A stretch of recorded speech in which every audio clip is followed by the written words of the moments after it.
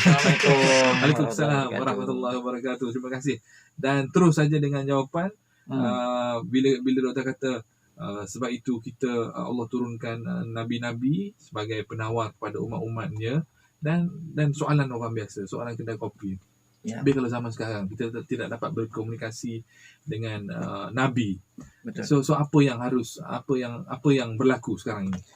Okey, Allah Subhanahu Wa Taala mengaturkan segalanya dalam kesempurnaan. Jadi daripada permulaan kalau kita kenal tentang ketermadunan manusia sejak Nabi Adam alaihi salam dan seterusnya kepada nabi-nabi, rasul-rasul yang seterusnya hinggalah baginda Rasulullah sallallahu alaihi wasallam, perjalanan sebenarnya Allah Taala letakkan juga kejadian insan atau manusia ni tadi, purpose dia, why adalah sebagai hamba ataupun abdi. Jadi daripada situ Allah sebenarnya sedang nak memberikan kita sebuah satu sekolah, satu perjalanan, bahawa dalam mencari ataupun kalau kita sebutnya secara individual, secara perseorangan kita sendiri tadi, daripada lahir sampai nak menuju ke arah akhiran kehidupan kita ni adalah untuk mencari inti diri, dan antara inti diri itu nak bercakap tentang kepercayaan dan keyakinan kita terhadap penciptaan kita sendiri. Jadi tidak boleh tidak, ini adalah religi. Ini adalah keperluannya terhadap sesuatu belief system. Di situ peranan nabi-nabi dahulu menurunkan melalui kitab-kitab utama supaya ada manual ataupun panduan. Dan apabila Allah kata cukup, maknanya cukup untuk fasa itu, fasa adanya pengutus direct daripada Allah yang dinamakan sebagai rasul, dan dinamakan sebagai rasul dan nabi-nabi. Tapi selepasnya Allah Subhanahu Wa Taala terus-terusan mengirimkan wadah-wadah, orang kata ilmu ini berkait rapat tentang fasa perkembangan manusia dan keperluan-keperluan pada fasa tersebut melalui pelbagai bentuk. Tentu saja Allah yang maha bijaksana, yang maha pemurah, yang maha pengasih, mempunyai berbagai orang kata platform untuk downloadkan pada saya kan, downloadkan ilham itu, tetapi masih lagi dalam teras dan panduan garisan ataupun landasan yang telah yang disediakan sebelumnya.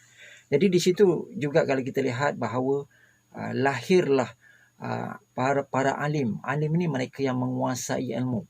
Dan alim ini datang dalam berbagai jurusan-jurusan yang berteraskan bukan hanya kepada ilmu-ilmu yang berkait rapat dengan religi, tapi juga dengan ilmu-ilmu kehidupan. Sebab itu kalau kita lihat daripada dulu ulama-ulama besar dahulu, mereka menguasai berbagai jurusan. Yang akhirnya mereka melahirkan generasi yang mungkin major dalam jurusan-jurusan tertentu. Dan di situ ilmu ini tadi mendapat posisi yang menjadi panduan yang akhirnya menjadi manual baru di dalam kehidupan kita. So kalau tanya saya, Cik Wan, kita sendiri, sekalaupun kita kehilangan ataupun kita rasa kita jauh dengan apa yang jasad Nabi itu, tapi ilmu yang Nabi tinggal itu terus diwarisi dan terus dikembangkan melalui ijtihad ilmu. Ijtihad ilmu ni daripada mereka yang Allah berikan kepakaran menguasai berbagai ilmu, termasuk ilmu yang berteraskan kepada religi tadi. Jadi daripada situ kita lahirkan, contoh kalau sejen yang Muslim, kita lahirkan produk pemakanan yang Muslim. Kalau kita lahirkan fashion yang Muslim. Walaupun dalam masa yang sama kita tahu ada juga aliran-aliran daripada religi-religi lain yang kita gelarkannya sebagai non-Muslim. Tetapi semua ini boleh kekal harmoni kerana antara teras yang utama dahulu nabi-nabi sebelumnya, rasul-rasul sebelumnya bercakap tentang insan. Bercakap tentang ya ayuhan nas, wahai manusia, wahai insan. Bukan hanya ya ayuhal mukmin yang hanya khusus kepada agama tertentu, tetapi kita diajar kepada fasa-fasa kemanusiaan. Jadi rukun tentang kemanusiaan, rukun hukum tentang kemanusiaan ini tadi di mana-mana agama pun akan ada. Di situlah kita melalui fasa kemasyarakatan seperti mana yang kita hidup sekarang ini, boleh ada berbagai bangsa, budaya, latar belakang, ideologi dan belief system yang tersendiri. Tapi yang kita makin khawatir, kerana hadirnya banyak penyakit-penyakit atau virus-virus yang kita lihat tadi, yang kita dah bicarakan dalam topik sebelumnya, yang kita cakap tentang rosaknya attitude ataupun akhlak manusia ni tadi. Apabila semua religi ini tadi ataupun mana-mana religi yang ada mengalami serangan yang teruk, kejatuhan kerana manusia mula menjauhi kepada kepercayaan di dalam agama. Kerana apabila akal dan mantik logik ini tadi mula dikuasai, manusia mula bersikap keakuan yang seolah-olah mereka ni mula menjadi Tuhan. Dan datanglah doktrin-doktrin jahat yang menggalakkan sedemikian. Sebab itu contoh, sebagai contoh dalam kehidupan seharian kita menjadi kapten kepada Facebook kita sendiri. Kita menjadi kapten kepada IG kita sendiri. Suka hati kita nak buat apa-apa, seolah-olah tidak tadi sifat kemanusiaan, sifat ketuhanan dan garis panduan religi itu tadi seolah-olah tidak pernah wujud pula.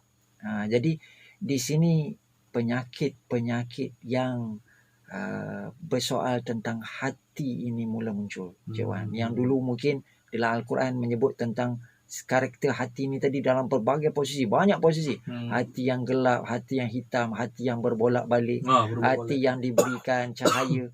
Jadi Allah sebutkan, Allah dah bagi peringatan-peringatan tersebut nak menggambarkan nanti akan datang satu fasa di mana datanglah mereka-mereka yang mengaku Nabi, mengaku Tuhan, sampai akhirnya mengaku menjadi Tuhan ataupun bertindak seolah-olah tidak bertuhan dan seolah-olah mereka adalah Tuhan pada diri mereka sendiri. Mereka lah yang mencipta segalanya, seolah-olah sedemikian. Yang menunjukkan penyakit-penyakit ini tadi merupakan virus yang juga penanda aras bahawa kita semakin menjauhi religi. Dan itu adalah tanda seperti mana yang Rasul tetapkan bahawa zaman ataupun kemanusiaan ini akan berakhir. Doktor, orang biasa dah terlahir dengan kebebasan ataupun bahasa kasarnya kejahilan yang mana mereka tidak tertakluk pada knowledge ataupun didikan yang diberikan, dan mereka lahir-lahir tu dia untuk menghormati religi itu sendiri, nak hormat undang-undang tu sendiri memang tak ada langsung, doktor. So macam mana apa yang patut di manalah patutnya kita mulakan, sebab mereka ni mungkin dah tiba-tiba terus jadi teenager, tiba-tiba terus dah boleh beli handphone sendiri. Betul. Mereka tu dah bekerja dan mampu memberi ideologi ataupun pandangan dia orang sendiri, tetapi untuk relatekan tadi tu macam orang yang macam doktor kata tadi, orang yang memang syadid ataupun orang yang memang ada latar belakang yang baik lah, at least dia ada adab. So dia paling senang untuk beriman, paling dia senang dia ada handbrake dan dia paling senang untuk faham dengan apa yang kita nak kita nak kuasakan undang-undang ni ataupun kita kata korang kena ikut panduan ni. Tapi orang yang tak ada ni langsung, saya rasa mereka ni majoriti, mereka ni ramai, maknanya mereka ni bebas untuk menyebarkan juga, nak pula zaman-zaman yang internet ataupun zaman-zaman laman sosial ni, mereka senang nak berkomunikasi dengan strangers untuk menyampaikan tolong kami Ustaz. Tolong kami pada pandangan saya, kita kena guna approach yang tadi. Kalau dalam uslub dakwah kan, kita pernah cakap sebelum ni, kalau kita bercakap, kita menampak kepada kemungkaran, jangan kita terus tentang dan tekan-tekan dan lawan-lawan lagi, kerana pihak-pihak ini tak akan makin bangkit dan makin besar. Tapi kita kena perbanyakkan sesuatu yang bersifat hablum minan nas, sesuatu yang bersifat kebaikan, sesuatu yang menyampaikan kepada sesama insan yang amal makruf ni tadi, yang di mana dia akan menjadi satu contoh yang menyentuh hati. Sebab jauh macam mana pada saya yang membezakan manusia ni dengan manusia ni belum lagi haiwan. Walaupun kita ni akan ada syahwat yang seperti haiwan, sejahat-jahat mana manusia, dia masih lagi minan nas, dia masih lagi nas, maksudnya dia masih lagi manusia, yang mana jauh di dalam dirinya masih ada isen kebaikan. Contoh, dia kasihan dia level yang paling sikit lah, tapi dia masih ada kasihan. Kasih sayang dia macam tak ada lah, memang brutal hati batu, tapi dia masih ada kasih sayang. Mungkin bentuknya saja berbeza. Jadi kita kena perluaskan pendekatan. Yang tadi kita sebelum episod sebelum ni kita cakap tentang wadah, kita bercakap tentang kita kata platform medium yang bagaimana untuk melihat kebaikan. Contoh, di negara yang bukan Islam, mungkin kita pergi negara bukan Islam yang kita kata orang Islam ni kononnya lebih baik, lebih bagus. Betul. Kan? Betul. Kita tengok negara yang mungkin lebih moden, tapi bukan Muslim, majoritinya bukan Muslim, tapi mereka mungkin lebih bersih. Tidak beragama.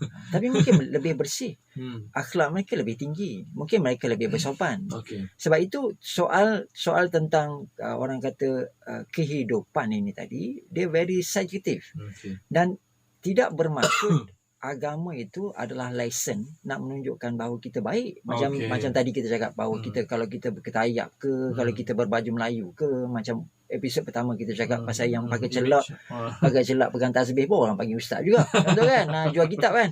Jadi sampai kita tengok yang viral baru ni, yang ambil kesempatan atas menunggangkan agama, pakai baju Melayu, pegang jual kitab apa semua, padahal mengucap pun tak pandai sebab bukan Muslim sebenarnya. Jadi kita nak bagi tahu ni tadi, sejauh mana rosak pun kita kena lihat bahawa apa platform yang bertentangan, yang tadi saya kata yang kontras, sebagai persiapan untuk mengimbangkannya. Contoh, saya melihat kempen lah, kalau kita kata kempen. Kalau dia brutal macam mana sekalipun, mungkin dia akan turut serta kempen untuk mungkin tak buang sampah, contohlah. Contoh. Kan? Mungkin aspek lain dia brutal, aspek yang ni. Jadi kalau ada salah satu yang niche, yang lekat pada dia, dan di situ ada sesuatu yang bersifat tarikan agama ataupun tarikan kepada kepercayaan, dia akan mendekatinya. Sebab itu kalau kita tengok contoh selepas apa peristiwa yang berlaku di New Zealand, selepas masjid diserang, saya rasa komuniti masih buat sesuatu yang sama seperti mana yang mereka buat. Tetapi yang menarik perhatian adalah bagaimana respon mereka yang kononnya komuniti yang menyerang, dan mereka yang lebih simpati, mereka yang lebih take part untuk seolah-olah this is our brothers, this is kan, because of tidak ada lagi sempadan agama terhadapnya. Jadi saya rasa tentang humanity sampai satu tahap nanti. Contoh, apabila satu negara itu diuji dengan wabak, katalah banjir besar contoh itu, semua yang brutal ke yang tak brutal ke akan turun bersama atas dasar keperluan untuk kemanusiaan. Jadi kita kena terus membina platform-platform kebaikan itu tadi, kerana platform kebaikan itu tadi akan menjentik mana-mana. Mungkin orang ini cara dia macam ni, orang ni cara dia begini, dan akhirnya mendapat satu titik persamaan kembali. InsyaAllah. Maknanya okeylah. Jangan give up lah. Siapa-siapa yang terasa teringin untuk melihatkan perubahan ke arah kebaikan ni, jangan putus asa dan cari jalan walaupun sekecil-kecil ikhtiar macam kita alternatif, complementary. Sebab Showcast ni antara ikhtiar-ikhtiar juga yang mana untuk menyeru kita semua ke arah kebaikan, insyaAllah. Right. Episod seterusnya mungkin doktor nak kongsikan apa saja pandangan doktor untuk topik-topik yang akan datang, insyaAllah. Kalau satu perkara yang mungkin saya sarankan ataupun saya boleh lihat menjadi satu keperluan adalah bagaimana kita nak memantapkan kita punya kekuatan dalaman ini tadi dengan kembali mencari sesuatu yang bersifat asas, iaitu tadi macam sesuatu yang bersifat tentang kemanusiaan itu sendiri dan alami itu sendiri. Contoh, Cik Wan, zaman gadget ni kita dah semuanya online. Nak order makan pun boleh datang sendiri, Cik Wan. Betul. Orang boleh deliver apa semua. Jadi kita dah tak pijak rumput. Jadi bagaimana mungkin kita nak melihat, sebab ayat-ayat alam juga, ayat-ayat Tuhan juga terbentang pada alam. Mungkin dengan mendekatkan diri kembali pada fitrah, kembali pada alam, kembali pijak rumput, kembali pergi mandi sungai, mungkin kan. Itu antara salah satu ikhtiar lah. Dan menjaga semua benda ini mungkin akan kembali menjatuhkan manusia bahawa kita berkongsi satu planet yang sama. Wow.